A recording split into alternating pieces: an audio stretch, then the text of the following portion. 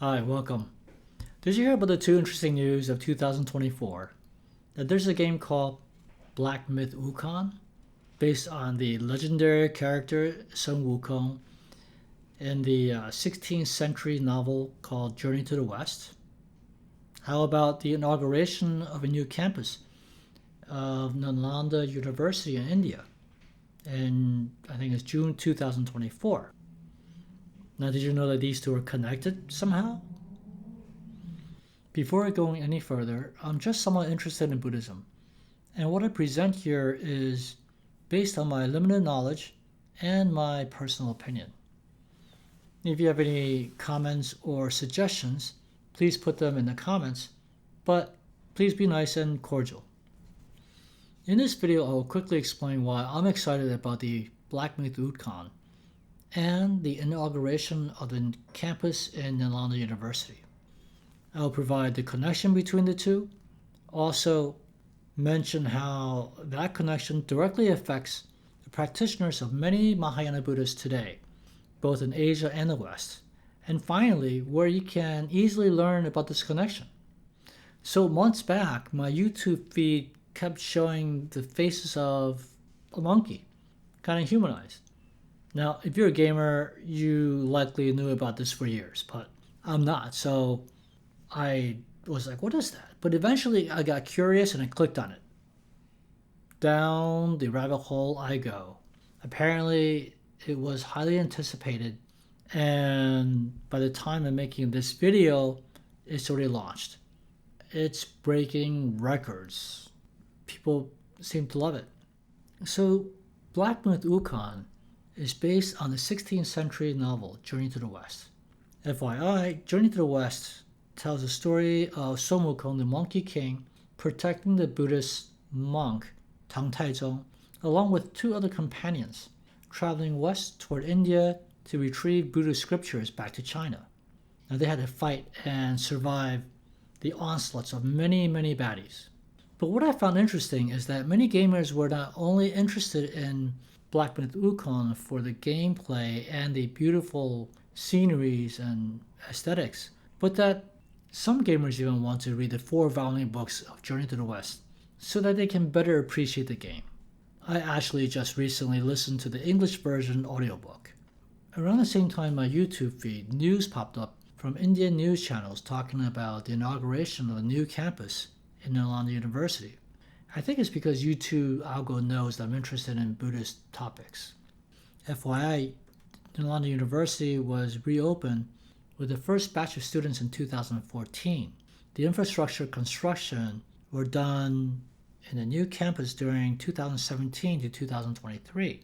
The new campus, which is 455 acres and located near the historic site, was inaugurated in June 2024 with dignitaries from many different countries. I believe many, if not most, Buddhist practitioners know the importance of the historic Nalanda.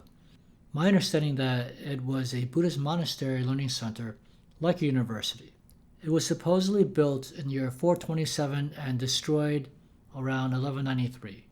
The destruction took months to burn everything, including the library of 9 million handwritten books, to the ground. With a new Nalanda campus, I'm happy to see that there's another place for Buddhists to gather and learn. A lot of knowledge today about the historic Nalanda monastery are from written records of students, scholars, and monastics. The most famous is Xuanzang from Tang dynasty, China. He was a Buddhist monk from the 7th century Tang dynasty. For 16 to 17 years, from 629 to 645 BCE, he traveled from Tang, China to India. After a perilous journey, he arrived in Nalanda. At that time, there were around 10,000 students.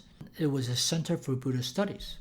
Xuanzang studied in Nalanda for 5 years under Abbot Shilabhadra, a renowned master of Yogacara. FYI, Yogacara is the mind-only school of Buddhism, which deals with the nature of the mind and perception. This has had profound influences on major Mahayana lineages. Thus, Xuanzang was vitally important for Buddhism in China, as well as other neighboring countries. Per Britannica, his fame rests mainly on the volumes and diversity of the translations of the Buddhist sutras and on the record of his travels in Central Asia and India, which, with its wealth of detailed and precise data, has been of inestimable value to historians and archaeologists. So, Xuanzang is the connection between Nalanda and Black Myth Wukong, because the 16th century novel, Journey to the West, is about the monk who traveled from Tang, China to India. With regard to the direct connection between Xuanzang and today's Buddhist practitioners, is that Xuanzang's versions of the Heart Sutra, which is the shortest and considered supreme in its clarity, economy, and poetic beauty, is commonly chanted in China, Korea, Japan, and Vietnam, and chanted in the West, where the founding teachers are from the Asian countries mentioned. Now, in case you're interested in learning about this important person, you can easily do so by Googling or watching the movie called Xuanzang. It's spelled Xuanzang. It's a biographical movie based on Xuanzang's own chronicles. This 2016 movie was the first major production between Chinese and Indian movie houses. While it may not have big splashes like how you would expect major movie houses to produce, it's really important to know about the history, and I found this to be of tremendous value. Thank you for watching. Shila Bhadra.